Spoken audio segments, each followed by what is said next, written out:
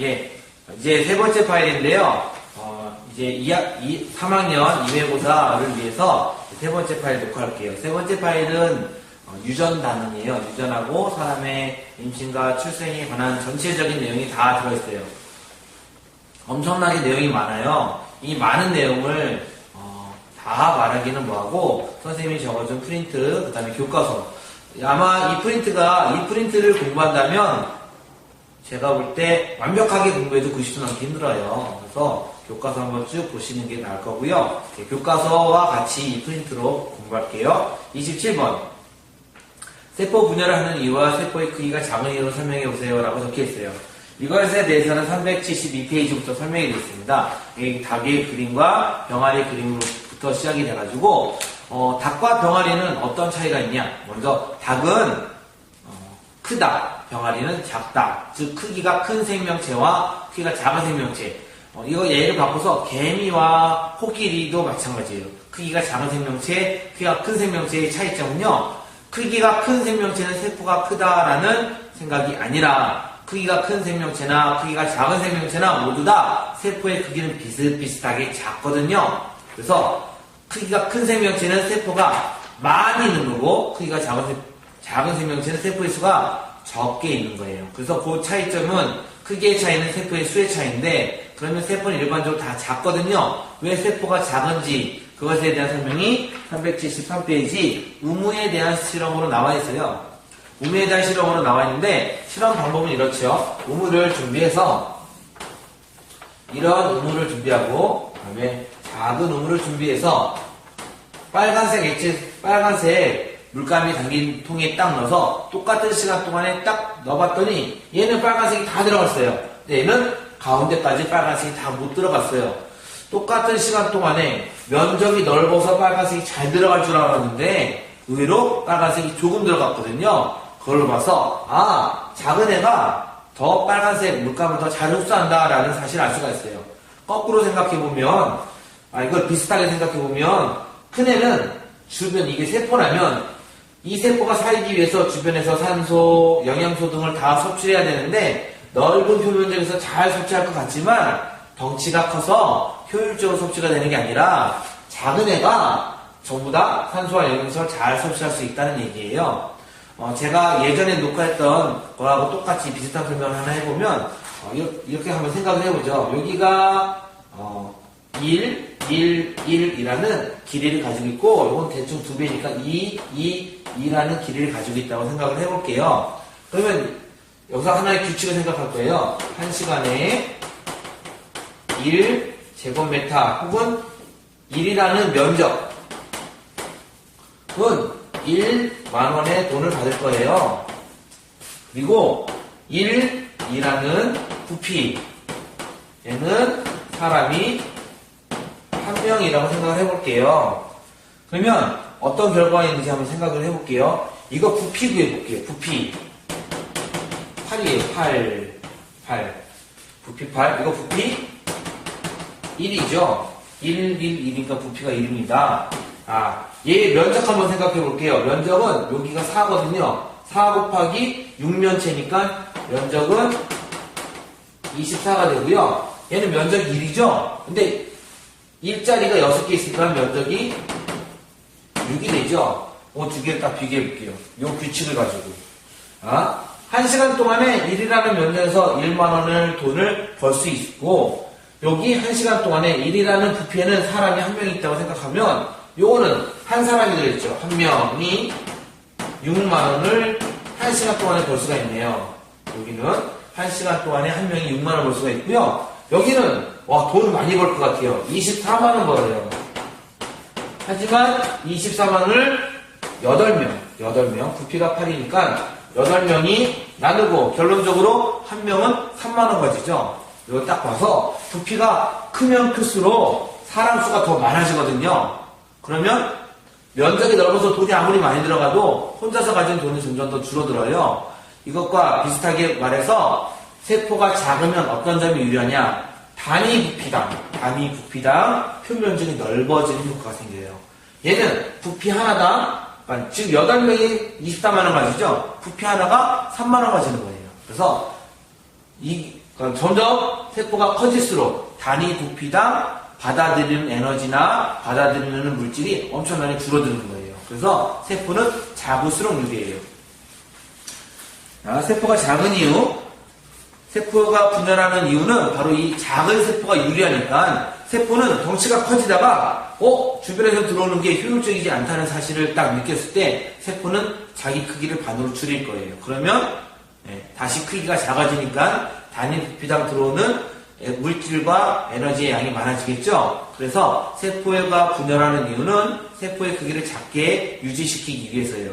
세포의 크기가 작은 이유는 단위 부피당 흡수, 주변으로부터 받아들이는 물질의 양이 많아지기 때문에 그래요. 단위 부피당 많다는 거죠. 전체적인 양은 작지만 단위 부피당 받아들이는 양은 크다는 사실을 알아야 돼요.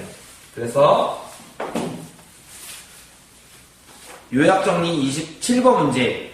27번 세포가 분열하는 이유는 세포의 작은 크기를 유지해야 돼요. 즉 너무 많이 세포가 커지면 세포는 에너지나 물질을 효율적으로 사용하지 못하게 됩니다. 적게 흡수하게 될 거죠. 그 다음에 세포의 크기가 작은 이유는 세포의 크기가 작을수록 단위 부피당 흡수나 이용할 수 있는 에너지, 흡수하는 물질의 양이 많다라는 사실을 알 수가 있어요. 28번 유전물질 DNA, 염색사, 염색체, 핵에 대해서 설명해 보시오. 볼게요. 그림을 잘 보세요. 이렇게 헷갈리니까 이제 일반적인 세포가 있는데 이 세포의 가장 중요한 곳은 핵이에요. 핵은 이 세포의 거의 모든 조절 작용을 다 하는 곳이에요. 세포가 이동을 한다. 세포가 커진다. 전부 다 이 핵에서 조정이 돼요. 그러면 핵은 어떻게 조정을 하냐? 이 핵 속에는 유전 물질이 들어있거든요. 이 유전 물질이 바로 염색사예요. 염색사는 핵 속에 어떻게 들어있냐? 핵을 확대해서 그리면 여기에 가느다란 실과 같은 이런 물질들이 엄청나게 많이 있어요. 우리는 이런 실과 같은 유전 물질을 염색사라고 해요. 염색사가 평상시 이렇게 보여요. 근데 우리는 현미경으로 관찰하고 아주 성능이 좋은 현미경으로 관찰해도 핵만 보이지 이 염색사를 잘 볼 수는 없어요. 그런데 이 염색사가 언제 잘 나타나냐? 세포 분열할 때 염색사는 뭉치고 꼬아지고 그 다음에 모여서 염색체를 만들어요. 얘네가 핵막을 벗어나서 이렇게 이런 형태의 염색체들을 만드는데 이런 애들을 우리는 염색체라고 해요. 그러면 염색사와 염색체의 차이는 사실은 같은 물질이죠. 근데 얘는 너무 가늘어서 안 보이고 얘네가 세포 분열할 때 막 뭉쳐져요. 실타래처럼 뭉쳐져서 한 덩어리를 만들어요. 이런 덩어리들을 염색체라고 하죠. 그러면 이 염색사의 정체가 뭔지 염색사를 딱 띄어서 확대해서 보면 이렇게 됐다는 사실을 알 수 있어요. 이렇게 이중 나선에 DNA가 있어요. 이중 나선의 DNA라는 물질과 이 주변에 단백질들이 막 붙어 있어요. 이 단백질이 붙어 있는 이따만한 덩어리가 확대되는 염색사의 모습이에요. 염색사는 아직 가느다랗지만 전자현미 정도로 겨우 보이는데 가느다란 염색사는 사실은 DNA와 단백질의 줄기라는 거죠. 그래서 DNA가 유전 물질이에요. DNA는 각각의 유전 정보들을 가지고 있어요. 그리고 이 유전 정보가 이번에는 분열하자, 이번에는 단백질을 많이 만들자, 감기가 들었네, 눈이 2개 해야 되는데 이런 명령을 DNA에서 내려서 세포한테 전달해주면 이 세포는 그 명령을 수행하면서 살아가고 사람 전체적으로 다 똑같이 유기적으로 다 일어나는 게 사람이고 생명체들입니다. 그러면 28번 유전물질 DNA가 무엇인지 염색사가 무엇인지 다음에 염색체가 무엇인지, 색이 무엇인지 설명했습니다. 29번 볼게요. 염색체의 수와 특징, 그 다음에 사람의 염색체 수를 적어보세요. 염색체는 언제만 볼 수 있냐? 바로 세포 분열할 때만 볼 수 있어요. 염색체는 평상시에 잘 안 보여요. 평상시에 볼 수 있는 염색체가 있어요. 고등학교에 올라가면 배워요. 초파리의 애벌레. 초파리의 애벌레니까 구더기죠? 작은 구더기가 있어요. 작은 초파리의 애벌레를 현미경으로 딱 봐서, 잘 잘라서 보면 침샘이 보이거든요. 구더기도 침이 나와요. 사람 침과 좀 다르지만, 그런 침을 만드는 샘에 침샘을 현미경 딱 보면 큰 염색체를 볼 수 있어요. 근데 여러분들은 다행히 이런 실험은 고등학교 올라가거나 대학교 때 할 수 있어요. 초파리를 안 길러도 되죠. 염색체는 어떻게 되냐? 염색체는 특별한 성질이 있는데 바로 수가 짝수라는 거예요. 수가 짝수이기 때문에 염색체는 이 n으로 표시해요. 이 n으로 표시한다는 소리가 n은 자연수죠. 1 집어넣으면 1 곱하기 2가 돼서 답이 2가 나와요. 3 집어넣으면 6이 나와요. 이처럼 짝수라고 표시할 수 있어요. 그러면 사람은 염색체가 몇 개 있을까요? 사람의 염색체. 모든 생명체는 염색체가 그 생명체 고유하게 있어요. 근데 염색체 수가 같을 수는 있어도 염색체의 모양은 다르겠죠. 정보도 다르고요. 사람은 염색체가 46개 있어요. 46개니까 2n으로 쓰면 23쌍이 있다는 거죠. 그런데 이 23쌍이 46개가 재밌게 있어요. 46개는 23쌍 때문에 생긴 거죠. 23쌍이니까 23 더하기 23, 46이죠. 그럼 22개의 우리는 상염색체라고 해요. 상염색체가 약 22쌍의 상염색체가 있어요. 즉 44개는 상염색체예요. 상염색체가 뭐냐? 사람의 일반적인 성질. 손가락이 5개다. 눈이 2개다. 눈동자 색깔이 어떤 색깔이다. 말을 할 수 있다. 목소리가 어떻다. 이런 일반적인 성질은 23쌍 안에 들어있어요. 22쌍 안에 들어있어요. 그리고 한 쌍이 상염색체가 아니라 성염색체가 존재해요. 성염색체는 어떻게 존재하냐? 먼저 여자는 X형 염색체 2개를 존재하고요. 한 쌍이니까 2개가 있겠죠. 그다음에 남자는 X형과 Y형이 있는데 그렇다고 실제로 Y 모양이 아니라 X형은 염색체 모양이 좀 커요. 근데 Y형은 좀 작아요. 그러면 이 성염색체가 뭐냐? 바로 사람의 일반적인 성질이 아니라 남자와 여자의 특징적인 차이를 나타내요. 예를 들어서 남자는 정소가 있다. 여자는 난소가 있다. 여자는 생리를 한다. 다음에 아이를 임신할 수 있고 출생을 할 수 있다. 남자는 정액을 맞는다. 남자는 테스토스테론이 더 많이 분비되고 근육이 더 많고 힘을 더 잘 쓴다. 이처럼 성에 관계된 그런 유전 정보는 한 쌍의 성염색체에 들어있고요. 여자는 한 쌍이 전부 다 XX로 되어 있고요. 남자는 XY로 되어 있어요. 그러면 22개 더하기 XX니까 죄송해요. 22쌍 더하기 즉 44개 더하기 XX니까 46개죠.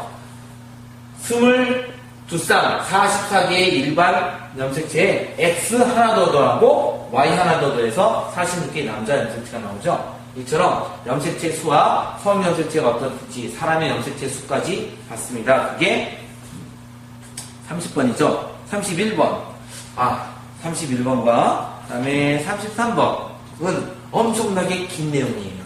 근데 간단하게 설명을 할 건데 여러분들이 교과서에서 세세법 분열 과정, 그 다음에 감수 분열 과정을 잘 알고 34번 감수 분열과 세세법 분열의 공통점 차이점도 아셔야 돼요. 이거는 중학교 3학년의 필수 과정이고요. 이거를 알아둬야 고등학교 이거는 특성화 고등학교에서도 똑같이 배우니까 고생하지 않는 방법이 될 거예요.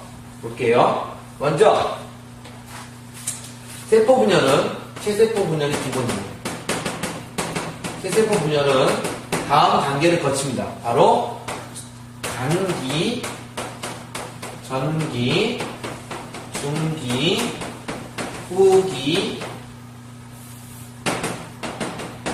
말기를 거쳐서 세포가 두 개로 나누어지는 과정이에요. 그림을 그리고 설명을 해드릴게요. 체세포 분열의 간기는 일반적인 그냥 세포와 똑같아요. 핵이 보이고요. 요 동그라미 경계면은 핵막이라고 해요. 핵이 일반 세포질과의 경계면. 그래서 핵막과 핵 속에 인이라는 애들도 있거든요. 이런 애들이 같이 보이는 게 간기예요. 간기에서 일어나는 일은 DNA 복제가 일어나요. 유전 정보를 복제를 미리 해놔야 돼요. 왜? 이사 갈 때 이사 준비를 하듯이 여기서 미리 다짐을 챙겨놔요. 여기서 미리 다 복사를 미리 해놔야 돼요. 복사를 해놓지 않으면 서류를 두 개 만들기 힘든 거예요. 세세포 분열은 이거하고 똑같아요. 이 시험에 정말 중요한 자료가 하나 있는데 이 자료를 아주 친한 친구하고 나눠가지고 싶어요. 그럼 어떻게 해야 될까요? 이걸 그대로 적어야 되겠죠? 사람은 이걸 딱 보고 적어서 주면 되지만 세포는 적어서 주는 과정 자체가 이 적을 내용이 너무 많기 때문에 이렇게 준비를 하는 거예요. 염색사가 너무 많기 때문에 준비를 해야 돼요. 즉 복제가 먼저 일어나요. 즉 베껴 쓰기가 먼저 일어나고요. 전기에서는 다 베껴 썼어요. 다 베껴 썼으면 어떻게 하냐? 이제 패키지를 만들어야죠. 예. 이게 한 과목이 아니에요. 여러 과목이에요. 그래서 과목별로 다 정리를 해놔야 돼요. 그 정리된 것을 준비하는 게 나타나는데 그게 바로 염색체예요. 얘가 염색체예요. 핵 속에 염색사가 있었죠. 이 염색사가 묶여져서 염색체로 나타나는 거예요. 그런데 염색체가 재미있게 나타나요. 염색체는 바로 이렇게 딱딱 얘랑 같은 염색체가 보여요. 염색체가 쌍이라고 말했죠. 사람이 23 쌍이 있다. 이때 이렇게 쌍으로 존재해서 우리는 이런 애들을 같은 모양의 염색체라고 해서 우리는 둘의 관계를 상동 염색체라고 해요. 상동 염색체가 딱 나타나요. 지금 제가 두 개 그렸죠? 만약에 동그라미 염색체가 나타났으면 똑같은 동그라미 염색체가 어딘가에 또 나타나요. 그래서 상동 염색체가 딱 나타나는 게 전기예요. 염색체가 핵이 사라지고 핵 속의 염색사가 패키지로 보이는 염색체가 나타나는 게 전기예요. 중기는 세포 분열 과정에서 정말 짧은 과정이고 정말 중요한 과정이에요. 왜냐? 상동 염색체가 서로 붙을 거예요. 가운데 붙을 거예요. 가운데 붙어요, 가운데. 이렇게 나타날 수도 있고, 이렇게 나타날 수도 있고, 이걸 현미경을 보면 뚜렷하게 가운데 몰려있고요. 거의 일렬이에요. 잘 보면 일렬을 찾아낼 수가 있어요. 일렬이 딱 나타난 시기가 중기예요. 이렇게 중기가 되고, 이때 방추사라는 곳에서 염색체에 막 붙어요. 방추사라는 곳에서 염색체에 붙어요. 이렇게 붙으면 무슨 일이 생길까? 바로 후기로 가요. 염색체가 서로 양쪽으로 나뉘어져요. 염색체가 양쪽으로 나누어지는 현상이 생겨나요. 제가 그림을 잘못 그렸어요. 죄송해요. 여기서 얘가 이렇게 생겨나고 얘네가 방추사가 연결이 되어서 이렇게 서로 막 나누어져요. 이렇게 나누어지는 시기가 후기가 돼요. 우리는 요 지점을 방추사라고 하고요. 중기의 특징은 일렬이고요. 그러면 짧은 시기예요. 후기는 얘네가 헤어지고요. 그 다음에 후기가 돼서 말기가 되면 드디어 얘네는 새로운 세포 두 개로 만들 준비를 해요. 두 가지 방법이 있죠. 이렇게 잘록하게 돼서 핵이 만들어지는 동물, 세포, 또는 얘네가 세포판, 우린 이런 애를 세포판이라고 하는데 이 세포판이 형성되는 식물 세포로 이렇게 세포가 두 개로 나누어지게 되고 결론적으로 말기가 지나가면 세포 두 개가 만들어져요. 즉 세포 하나가 세포 두 개로 만들어지는 체세포 분열 과정이에요. 우리 교과서 사진이 정말 중요해요. 우리 교과서 사진이 정말 중요하고요. 380페이지 간기, 전기, 중기, 후기, 말기 그림이 있죠. 그리고 여러분들은 직접 이영주 선생님께서 382페이지 꿈틀이 이거 특정 산풀이지만 하여간 지렁이 모양의 젤리 가지고 꿈틀이 가지고 이 연습을 했을 거예요. 여기 보면 1번은 어느 식이다, 2번은 어느 식이다, 3번 어느 식이다, 4번 어느 식이다, 5번 이렇게 다 나눌 수가 있고, 특히 5번으로 돼서는 거름종이 반 잘라서 세포가 나눠진 시기를 구별했죠. 이 그림도 중요한 그림이 될 거예요. 그러면 32번 무성 생식의 방법을 적어보세요. 무성 생식의 방법은 총 4가지가 있어요. 무성 생식은 1. 이분법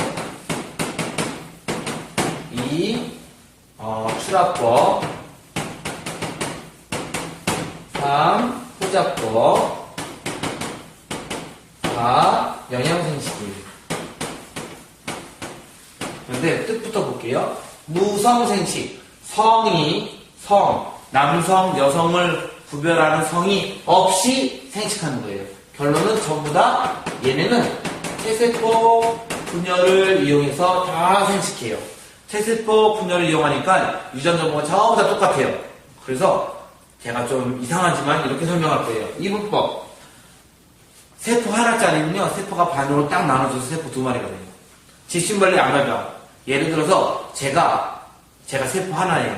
사실 몸에 7쪽의 세포가 있지만 제가 세포 하나인데 제가 어느 날 너무 늙었다고 생각되면 제가 몸 반 딱 나눠서 제가 2명 생기는 거예요. 끔찍하죠? 제가 2명 생겨요. 이 부분이 그거예요. 그런데 이 속도가 아주 빨라요. 그래서 우유에서 세균이 번식하는 거 엄청나게 빨리 돼요. 이런 게 이분법이에요. 효과도 아주 좋아요. 수납법은 이런 거예요. 효모, 히드라 이런 애들은 얘를 히드라는 한 1mm 정도에서 5mm 정도 되는 작은 물속에 사는 벌레 종류예요. 히드라는 이렇게 팔 같은 게 왔다 갔다 하면서 더 작은 플랑크톤을 잡아먹거든요. 얘가 어느 날 여기서 조그만 히드라가 또 생겨요. 그냥. 그리고 얘가 여기서 자라다가 커져서 떨어져서 나와서 2마리가 돼요. 이런 게 출합법이에요. 뜻이 나타난다. 아기가 나타나는 방법인데 아기가 성을 사용해서 나타나는 게 아니라 그냥 체세포 분열로 되는 거예요. 제가 제 손에서 어느 날 상처가 생겼어요. 근데 조그만 사람 모습이 보여요. 체세포 분열로. 그리고 이 조그만 사람 모습이 좀 더 커더니 미니 상단이네. 그리고 얘가 좀 더 크더니 어느 날 딱 제 몸에서 박차고 나와서 조그맣게 혼자서 먹고 자라서 제가 또 생기는 거예요. 이런 게 출합법이에요. 효모도 그래요. 효모. 누룩곰팡이, 막걸리를 만드는 재료, 이런 효모들 같은 경우는 효모 하나에서 효모 또 생기고 또 생기고 또 생기고 이런 그림이 나타나요. 이게 바로 출합법이에요. 포자법은 포자는 씨앗의 일종이에요. 근데 이 씨앗이 암과 수의 결합이 아니라 그냥 체세포 분열로 조그만 씨앗을 만드는 거예요.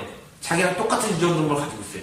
그래서 그 씨앗이 퍼뜨리고 그 씨앗이 적당한 곳에서 잘 자라서 또 똑같은 애들이 생겨요. 버섯, 곰팡이에요. 그래서 버섯과 곰팡이는 전부 다 똑같은 애들이거든요. 엄마랑 자식이 유전 정보가 똑같아요. 예를 들어서 제가 머리를 며칠 안 감아서 비듬이 이렇게 가득해요. 근데 이 비듬은 제가 제 머릿속에, 그러니까 제 머리 피부에 체세포 분열이죠. 제가 비듬 딱 틀었더니 비듬이 다 내리고 영양분이 좋아가지고 전부 다 상자를 자라는 거예요. 이런 게 포자법이에요. 그래서 포자법은 그러니까 성을 사용하지 않고 체세포 분열로 조그만 씨앗을 만든다고 생각하시면 돼요. 영양생식은 원예농이나 우리의 농업에 많이 사용하는데 바로 꽃을 피우지 않고 그냥 식물을 더 자라게 만드는 거예요. 대표적인 게 산세베리아예요. 산세베리아 같은 경우에 집에서 있는 굵은 거고 우리 교과서에 사진이 잘 나왔어요. 387페이지에 나와 있어요. 산세베리아 같은 경우 가지를 딱 잘라서 잘 썰고 적당한 곳에 잘 꼽아놓으면 다 뿌리 내려서 자라요. 엄청 신기하죠? 감자, 여러분들 감자 집에서 감자 샀는데 그걸 잘 놓으면 싹이 생겨요. 그 싹을 잘라내면 다시 감자로 심을 수가 있어요. 이런 게 전부 다 영양생식이에요. 우리의 원예 농업에 많이 쓰여요. 왜 원예는 농법에 쓰이냐? 맛있는 감자가 생겼어요. 이 맛있는 감자를 교배시키면 맛이 떨어질 수 있어요. 왜냐면 엄마 감자는 맛있는데 아빠 감자가 이상한 감자라서 자식 감자가 이상할 수도 있잖아요. 근데 엄마 감자가 맛있어요. 그러면 이걸 그대로 영양생식하면 엄마 감자하고 똑같은 애예요. 유전 정보가 똑같으니까. 그러니까 맛있는 애죠. 그래서 100% 확실할 경우에는 이렇게 영양생식을 사용합니다. 그래서 무성생식의 종류는 이분법, 출하법, 포자법, 영양생식이 있고요. 전부 다 체세포 분열을 이용한다는 포인트가 있습니다. 다음에 33번 감수분열 과정. 아까 체세포 분열 과정을 적었죠? 감수분열 과정은 더 길어요. 그래서 여러분들이 감수분열 과정을 좀 자세히 알아야 되는데, 감수분열 과정은 분열이 두 번 일어나요. 1분열과 2분열. 그리고 감수분열 과정은 1분열과 2분열에서 2분열은 체세포 분열과 같다. 1분열은 감수분열이다라는 특징이 있어요. 근데 여기서 감수분열을 왜 하는지부터 알아볼 필요가 있어요. 감수분열은 염색체의 수가 반으로 줄어드는 분열이거든요. 예를 들어 볼게요. 사람은 염색체가 46개 있어요. 그러면 여러분들 예를 들어서 A라는 남학생과 아주 잘생겼고요. B라는 여학생이 다 커서 결혼할 거예요. 그러면 얘는 46개의 염색체를 가지고 있을 거고요. 얘도 46개의 염색체를 가지고 있겠죠. 여러분들이 알고 있는 상식에 의해서 결혼하면 정자와 난자가 만나서 남성 여성이 있고, 그다음에 결혼해서 성행위를 해서 정자와 난자가 만나서 아기가 만들어질 거예요. 그럼 정자와 난자가 만나서 염색체를 더해봤더니 92개네요. 그러면 얘는 아기는 사람이 아니죠. 사람은 46개예요. 그래서 아기가 사람이어야 되거든요. 아기도 46개의 염색체를 가져야 돼요. 아기도 46개의 염색체를 가지기 위해서 남자와 여자는 모두 정자를 만들고 난자를 만들 때 46개의 염색체를 집어넣으면 안 돼요.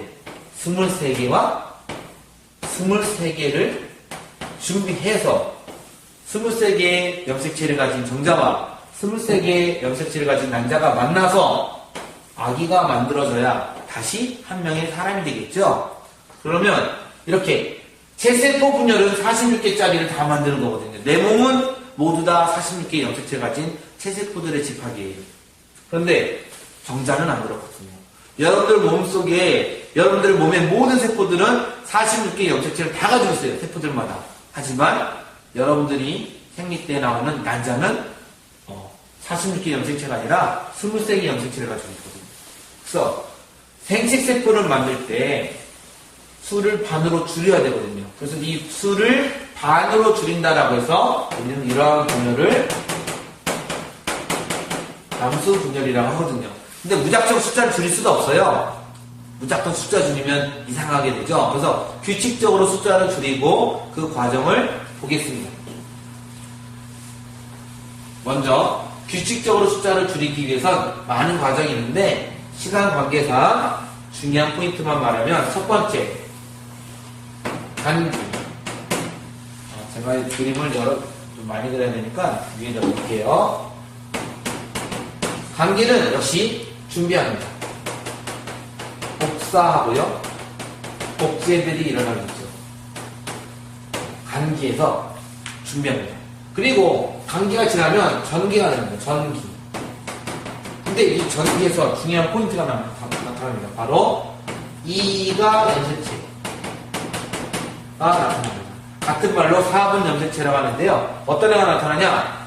체세포 분열에서 X가 하나 나오면 똑같은 애가 어딘가 있다고 했죠. 그런데 전기 때는 얘네가 붙어서 나타납니다. 이렇게 붙어서 나타나는 애를 이가 염색체라고 해요. 상돈 염색체들끼리 붙어서 나타나요. 이게 이가 염색체가 나타나는 게 차이점이고요. 이가 염색체가 나타나고 여기도 이가 염색체가 나타납니다.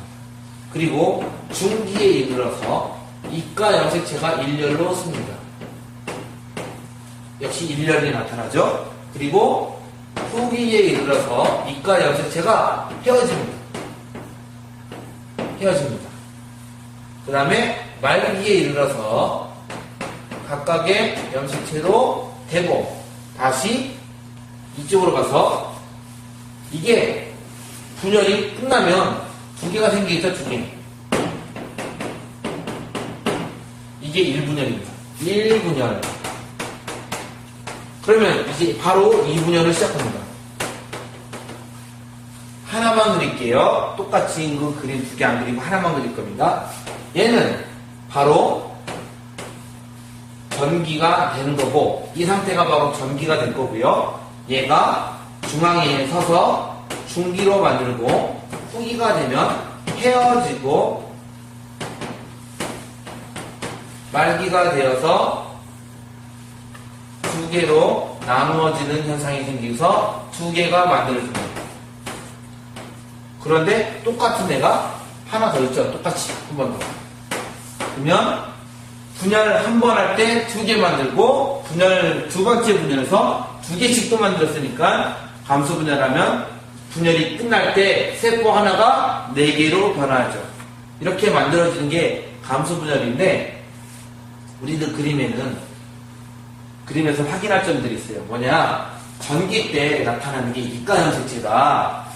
그 다음에 이게 수가 줄어드는 분열이다 라는 거예요.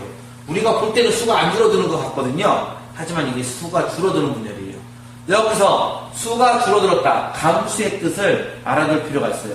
우리 교과서 감수 분열 390페이지부터 391페이지까지 그림입니다.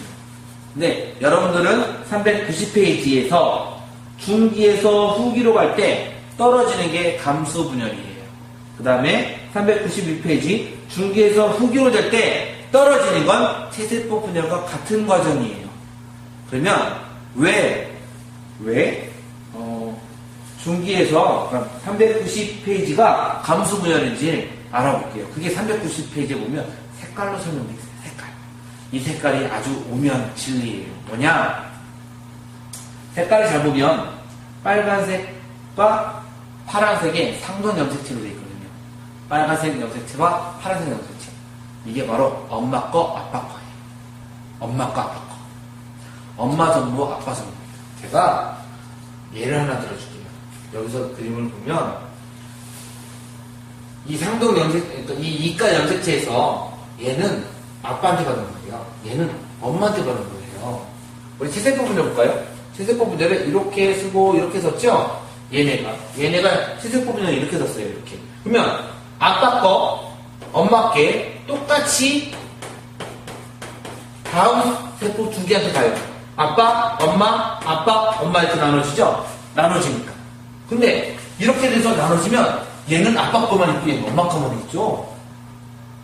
그래서 정보가 헤어져요. 여기는 정보가 헤어지지 않아요. 아빠 거, 엄마 거, 엄마 거 그대로 들어가잖아요. 근데 여기도 아빠 거, 엄마 거 그대로 들어갔죠? 여기도 아빠 거, 엄마 거 그대로 들어갔죠? 그러니까 정보가 헤어진 게 아니에요. 그냥 복사해서 또 나누면 될 거예요. 그러니까 정보는 헤어지는 게 아니에요. 근데 여기는 아빠 거, 엄마 거가 헤어지는 거예요. 헤어지기 때문에 그게 감수 분열이에요. 그래서 감수 분열을 다르게 표현하는 게 바로 이렇게 표현해요. 체세포는 모두 2N의 염색체를 가지고 있다. 감수 분열은 N을 가진다. 숫자가 반이네 라는 거 있어요. 이건 1. 수가 반으로 줄었다 라는 의미가 있어요. 하지만 이 얘를 다르게 해석하면 N과 N이죠. 얘를 다르게 해석하면 아빠 거 더하기 엄마 거예요. 그래서 얘네가 어떻게 해주냐, N이 됐다. 즉 아빠 거만 가지던지 엄마 거만 가지던지 정보가 헤어져요. 그게 감수 분열의 올바른 의미예요. 수도 반 줄어드는 거 맞아요. 하지만 아빠 거, 엄마 거의 정보가 헤어지는 게 감수 분열의 뜻일 수도 있어요. 그럼 이제 감수 분열 과정을 적었고요. 감수 분열과 체세포 분열의 공통점, 차이점을 적어보십시오. 이건 제가 이제 힘드네요. 볼게요. 감수 분열, 체세포 분열. 먼저 감수 분열은 2n이 n으로 가고 세세포 분열은 2n이 그대로 2n으로 되죠. 이거는 분열이 2회 있고요. 이거는 분열이 1회 있죠. 얘는 분열을 2회에서 딸세포 아들세포라고 하네요. 4개 생기고 얘는 딸세포가 2개 생기죠. 감수 분열은 또 어떤 특징이냐면 생식세포를 만들고요. 정작 난자를 만들고요. 얘는 세세포를 만들어요. 이게 감수 분열과 세세포 분열의 차이점이 되겠고요. 공통점은 세포가 분열한다는 점이에요. 그리고 얘는 주로 어디에서 일어나냐? 생식기관에서만 일어나고 얘는 온몸에서 다 일어날 수가 있죠. 그 다음에 35번. 중요한 문제인데 볼게요. 속수식물의 중복 수정 과정을 설명하세요. 제가 여기서 또 못 그리지만 그림을 하나 그려볼게요. 속수식물의 중복 수정 과정을 설명하세요. 속수식물도 중복 수정이 일어나는데 수정이 2번 일어난다고 해서 중복 수정이에요. 그림을 보면 속수식물의 중복 수정 과정 설명을 위해서 제가 과장에서 암수를 그렸어요. 암수의 옆에는 수술도 있겠죠. 수술도 있겠죠. 그러면 암술의 밑에는 미씨가 있어요. 이 부분이 미씨가 되고 이 미씨에는 무엇이 있냐? 여러분 교과서 보시면 395페이지가 될 거고요. 395페이지에 미씨가 보이고 시방도 보이죠? 그리고 397페이지에 잘 보시면 이 미씨에는 극핵이 있어요. 극핵이 존재하고 그 다음에 아래쪽에 난세포가 존재해요. 그래서 여기는 난세포, 여기는 극핵이 존재하고 나머지 여기 그림에 되어 있는 나머지 애들은 무슨 조세포나 다른 세포들인데 여러분들은 중요한 게 알아둘 게 극핵과 난세포라는 거예요. 이거 n짜리 감수분열로 만든 거예요. 극핵 n짜리 감수분열로 만들어진 거예요. 여기 수술에 꽃가루가 있겠죠.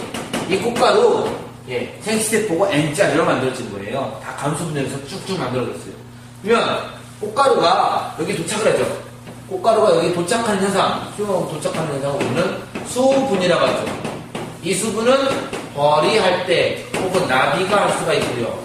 개미가 할 수 있고요. 이걸 충매화, 바람이 하면 충매화가 되겠죠. 꽃가루가 도착하면 꽃가루는 핵을 3개 만들어요. 3개 만드는데 하나는 꽃가루 관핵이에요. 무슨 뜻이냐? 꽃가루가 여기 딱 도착하면 여기 암술이네 하고 구멍을 뚫어요. 관을 만들 거거든요. 꽃가루가 만드는 관을 꽃가루 관 만드는 핵이에요. 꽃가루 관 핵이 이거 막 뚫어가면서 핵을 만들어요. 그래서 얘가 쭉쭉쭉쭉쭉 뚫어서 여기까지 도착할 거예요. 쭉쭉 뚫어서 꽃가루 관 핵이. 그러면 뒤에 따라오는 애들은 뭐냐? 정액이에요. 정액도 N이에요. 꽃가루 관 핵도 N이에요. N이죠. N이라고 제가 적을게요.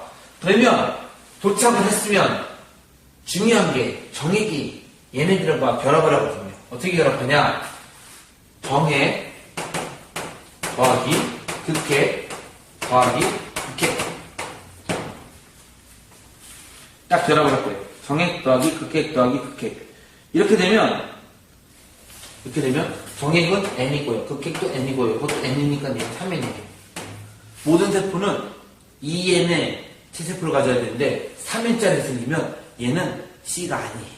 얘가 바로 배젖이 돼요. 배젖.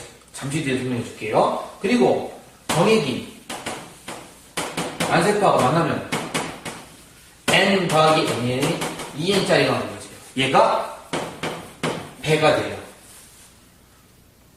배가 먹는 젖이에요. 아기가 엄마의 모유를 먹죠? 젖이라고 하죠? 똑같아요. 배가 먹는 젖이에요. 그래서 얘는 영양분, 얘가 씨앗이 될 거예요. 진짜 씨. 우리가 이거 확인할 수 있어요. 우리는 일반적으로 쌀을 먹는데 쌀을 보면 쌀의 모습이 이렇게 생겼거든요. 여기가 깎여 있다는 사실을 알 수가 있어요. 근데 현미를 보면 여기가 보여요. 현미 이렇게 보여요. 이게 배고요. 배. 이게 배젖이에요. 쌀은 이 부분이 싹이 되고요. 이 싹이 자라날 때 필요한 영양분이 여기 들어있어요. 그래서 우리는 요걸 딱 띄고 하얀 쌀 먹으면 배젖 먹는 거예요. 그래서 우리의 영양분을 써요. 또는 여러분들 그냥 콩을 잘 보면 이렇게 되어 있어요. 여기가 배고요. 나머지가 다 배젖이에요. 요즘 밤 먹을 수 있죠? 먹는 밤은 이렇게 생겼죠. 이렇게 밤을 까보면 조그만 씨앗 같은 게 들어있어요. 까서 먹을 때 여기 다 먹는 부분 있죠? 근데 여기 뭐 들어있어요. 이게 배고요. 나머지가 다 배젖이에요. 이처럼 배젖은 배가 자라날 영양분이에요. 그래서 식물은 엄마가 아기를 못 돌보죠. 그러니까 배젖을 만들어서 아기한테 준다라고 생각하시면 될 겁니다. 그게 속시식물의 중복수정 과정이에요. 수정부터 임신이 되는 과정을 설명하세요.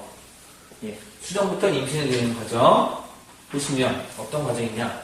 정말 신기한 과정이죠. 여러분들은 아직 청소년이죠. 근데 이제 결혼을 해서 우리 학교 지금 제 동영상을 보는 학생들은 아마도 대부분이 엄마가 될 거고 출산을 경험할 거예요. 출산 자체 우리 부인도 그랬고 저도 그랬고요. 예. 임신부터 아기가 태어나서 기르는 것까지 다 정말 신기한 과정이에요.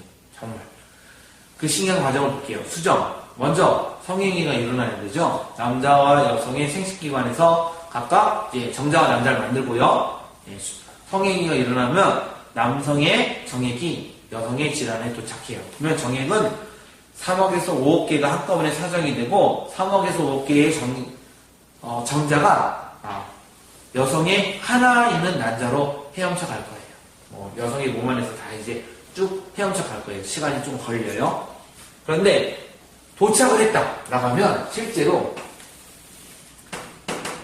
난자는 엄청나게 커요. 난자는 눈으로 볼 수 있어요. 물론 못 봐요. 왜냐? 그거 찾아내기 힘드니까. 하지만 난자는 눈으로 볼 수 있어요. 크기가 좀 큰 편이에요. 그래도 샤프심보다 작아요. 아주 작아요. 거의 점처럼 보일 거예요. 찾아내면. 점처럼 보여요. 아주 작은 난자보다 더 작은 정자가 이렇게 보여요. 제가 그리기도 애매해요. 이거보다 더 작을 거예요. 정자는 꼬리가 길어요. 이 꼬리가 긴 정자를 확대해보면 이렇게 되어 있고요. 정자의 앞부분에 화학물질이 들어있어요. 여기 전체가 N자의 핵이에요. 요 뒤는 편모가 있고요. 이 편모를 꼬리치게 할 에너지를 가지고 있어요. 그래서 얘가 여기에 도착을 하면 많이 도착해요. 많이 도착하는데 난자도 핵이 있고 N이거든요. 정자도 N이고 이게 N이 다 들어가면 N 더하기 N 더하기 N 더하기 N 더하기 예, 사람이 아니죠. 그래서 난자는 어떤 선택을 하느냐. 최초로 뚫고 들어가서 가장 먼저 N자를 주면 바로 막을 만드는데 이 막이 수정막이에요. 수정막이 생기면 나머지 정자가 못 들어와요. 수정막이 안 생기면 그러니까 수정 실패예요. 그래서 수정이라 함은 암수의 생식 세포의 결합과 결합 또는 만남을 뜻해요. 수정이라 함은 암과 수의 생식세포의 결합을 말해요. 그래서 아까 전 중복수정 속시식물은 배를 만드는 수정과 다음에 배젖을 만드는 수정 두 번 하거든요. 그래서 속시식물은 중복수정이 일어난다고 해요. 중복수정의 뜻이 수정이 두 번 있다는 뜻이죠. 사람은 수정 한 번 해요. 한 번 하는데 한 번 하기 위해선 수정막을 만들어내야 돼요. 수정막을 만들었어요. 그러면 이제 2N짜리가 되고 2N인 순간부터 난자가 아니라 수정란이라고 하고 수정란은 체세포예요. 왜 체세포가요? 2N짜리잖아요. 2N짜리. 그러면 수정란은 2N인데 세포 하나예요. 얘가 잠시 뒤에 그냥 크기는 그대로 반쪽에서 2N짜리와 2N짜리 세포 두 개로 나누실 거예요. 잠시 뒤에 얘가 이렇게 돼서 2N, 2N, 2N, 2N 이렇게 될 거고요. 이 수가 점점 더 많아서 결론적으로 아주 작은 세포들의 모임이고 전부 다 2N짜리예요. 전부 다. 우리는 크기는 수정란부터 어느 정도까지 크기가 다 똑같아요. 전체 크기는. 하지만 세포 하나하나의 크기는 점점 더 작아져요. 왜냐? 제가 요 세포 크다고 했죠. 난자는 영양분을 많이 가지고 있거든요. 그래서 이렇게 할 동안 영양분을 다 써요. 그래서 점점 세포의 크기를 작게 만들어요. 맨 처음에 기억하시죠? 세포는 작을수록 유리하잖아요. 작게 만들어요. 전체 크기는 똑같은데 세포 하나하나의 크기가 작아지는 나날 과정을 거쳐서 특정 크기까지 될 거예요. 특정 모양까지 되면 드디어 발생이 시작되죠. 403페이지 볼게요. 403페이지, 402와 403페이지 보면 개구리의 수정란이 발생하는 과정이 나와요. 잘 보시면 수정란은 2세포기, 세포가 2개짜리, 4세포기, 세포가 4개짜리, 8세포기, 16세포기 쭉 돼서 낭배기, 포배기, 상식기 등을 쭉 거쳐서 결론적으로 올챙이가 생겨나거든요. 똑같이 사람도 비슷한 과정을 거치게 될 거예요. 이제 남녀의 생식기관의 역할을 설명하세요 라고 적혀있어요. 404페이지 남성의 생식기관 그림이 있고요. 405페이지 여성의 생식기관 그림이 있는데 여러분들이 남성의 생식기관에서 꼭 알아야 될 곳이 정소예요. 정소는 밖으로 돌출되어 있고요. 정자를 만들고 남성 호르몬을 분비하는 곳이 정소예요. 근데 정소 우리 교과서에 이제 표시가 안 되어 있는데 정소 옆에 부정소가 있어요. 그림을 그리면 이게 교과서가 바뀌어서 옛날에 표시가 되어 있었는데요.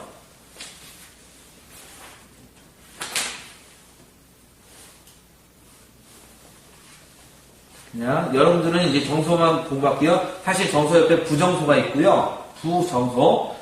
생식세포가 만들어지고, 즉 정자가 만들어지고, 만들어진 정자, 정소에서 정자를 꺼내면 임신 못해요. 얘네는 생식 능력이 없고요. 부정소나 이런 곳에서 특정하게 좀 더 시간이 지나야 생식 능력이 생기고요. 드디어 정소나 이런 곳에서 정자들이 저장되어 있다가 여기 보시면 그림을 볼게요. 정소에서 위로 연결되는 수정관이 있죠. 수정관이 위로 올라가서 아래쪽으로 쭉 돼서 요도랑 합쳐지는 곳에 보면 중간에 전립샘이 있어요. 전립샘은 정액을 만들어내요. 남자들은 잠자다가 청소년들은 몽정을 하기도 하고 또 이제 성행위를 할 때 정액이 나오는데 이 정액 속에 정자가 들어있거든요. 정액이 특정하게 나올 때 그 안에 다 정자가 들어있는 게 아니라 정자가 살아가기 위해서 여성의 몸속에서 살아가기 위한 영양분이 들어있어요. 이러한 정액은 전립샘에서 만들어요. 그래서 정액 성분과 정자가 합쳐져서 요도를 통해서 음경을 통해서 요도를 통해서 여성의 몸에 들어가면 그러면 여성의 몸을 보시면 질이 있죠. 질은 외부 생식기고요. 정자를 받아들이고 이 질을 통해서 아기가 태어나요. 그리고 질 위쪽에 자궁으로 되어 있죠. 이 열리는 곳은 열리는 곳이 이제 자궁 위쪽이 있고요. 이 자궁에서 양쪽으로 가면 수란관이에요. 수란관. 그 다음에 양쪽 끝에 보면 난소가 2개 있죠. 난소가 2개 있어요. 그래서 이쪽 난소, 왼쪽 난소가 작용을 하면 오른쪽 난소는 쉬어요.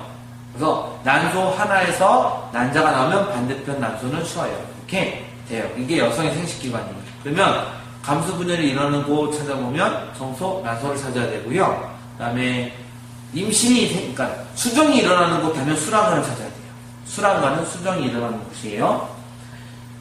405페이지 보면 배란이라는 말이 있어요. 배란이 뭐냐? 난소에서 수란관 쪽으로 난자가 나오는 현상인데 이것을 배란이라고 하고 배란이 되고 나서 며칠 뒤에 여러분들은 여성들은 생리를 하게 돼요. 즉 생리일은 배란일이 아니에요. 배란이 되고서 며칠 뒤에 임신이 안 된 난자를 버리는 방법으로 생리를 선택하게 될 거예요. 406페이지에 보면 월경과 생식 주기에 대해서 나와 있어요. 그림을 볼게요. 난자가 난수에서 출발해요. 나와요. 그러면 나팔관이라고 해서 모습이 첫 번째 부분이 난수가 이렇게 있으면 이렇게 되고 이런 부분이 있죠? 이런 부분이 나팔관이에요. 그래서 여기서 난자를 받아들여서 난자가 이렇게 수란관을 따라 이동을 해요. 어디까지 이동하냐? 자궁까지 이동하거든요. 근데 이 과정에서 정자가 들어서 임신이 되면 다행인데 임신이 안 됐어요. 임신이 안 됐으면 이 난자는 할 일이 없죠. 예. 그 다음에 난자가 가지고 영양분 다 쓰면 난자는 죽어야 돼요. 몸 안에 이런 게 쌓이면 안 좋거든요. 그래서 보시면 난자가 성숙하고 남자가 성숙하기 시작하면 여성의 몸에 자궁이 노란색으로 발달하기 시작해요. 두꺼워질 거예요. 그리고 특정하게 두꺼워졌다가 드디어 임신이 안 된 사실을 알고 이 난자를 버려야 되겠다 판단하면 자궁벽은 스스로 파열이 돼요. 딱 보시면 혈관이 뜯겨요.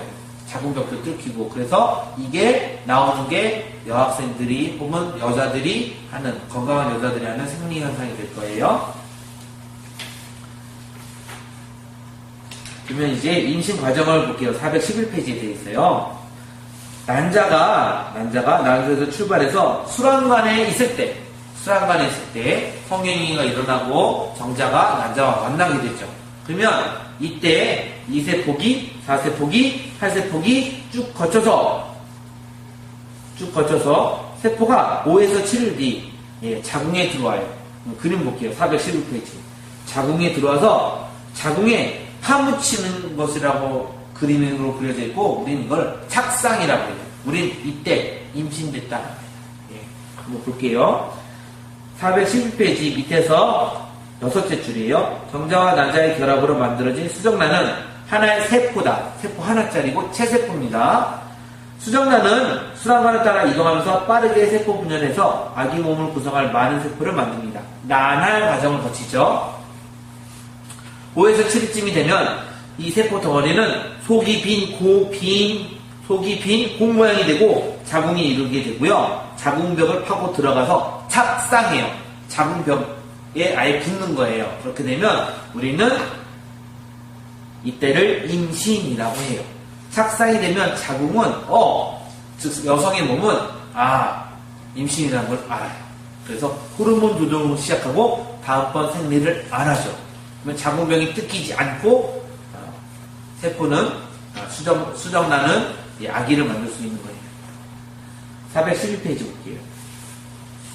임신이 되고 즉 착상이 되고서도 계속 세포 분열을 하거든요. 계속 세포 분열을 하면서 4주가 되면 태아가 돼요. 이 태아의 그 모습이 그림 가에 있어요. 믿기 어렵겠지만 선생님의 첫 딸인 제 딸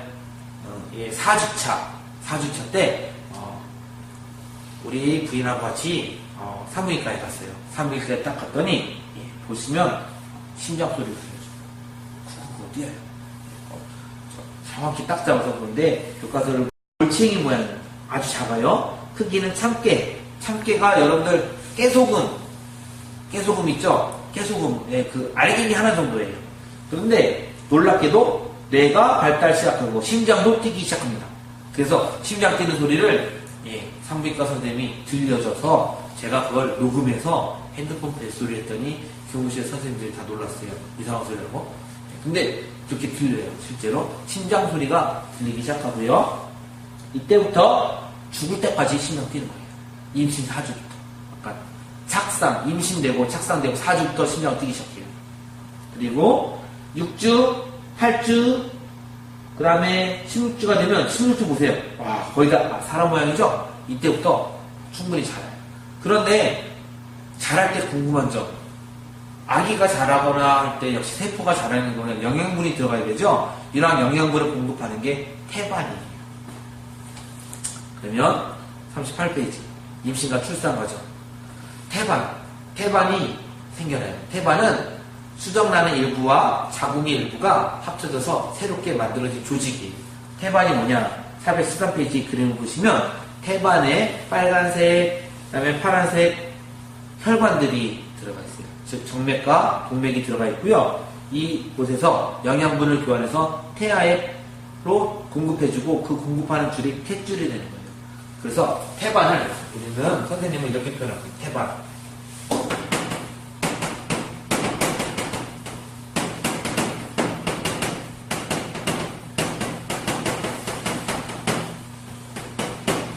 중환자실에 가면 아무것도 못하는 식물인간들도 되게 많거든요. 이런 분들한테 영양분 공급하고 이런 최첨단 기계들이 쫙 달려있어요. 그 방 하나 다 해요. 예, 여러분들 의학 드라마 보면 막 기계들 막 주렁주렁 달아놓죠? 그런 거 다 있어요. 그 다 생명 유지장치라고 하거든요. 근데 태한테는 태반 하나는 충분해요. 예, 이게 생명 유지장치예요. 여기서는 모든 일을 다 해줘요. 태한테 산소 공급, 태아가 만들어낸 이산화탄소를 가져가고요. 태아한테 영양분 공급하고 태아가 만들어낸 노폐물 가져가요. 이런 걸 다 하는 곳이 태반입니다. 태반에서 물질들이 교환이 일어나요. 여러 물질들이 교환이 일어나고 출산을 할 때 415페이지 보시면 머리부터 출산하고요. 예, 다리부터 나오면 안 돼요. 그래서 임신하고 출산 다가올 때 항상 초음파 사진 봐서 아기가 거꾸로 되는지를 꼭 확인해야 돼요. 거꾸로 되지 않으면 위험하거든요. 머리부터 나오고 그 다음에 아기가 나온 다음에 태반도 나와요. 네, 태반이 몸 안에 남아있으면 안 되거든요.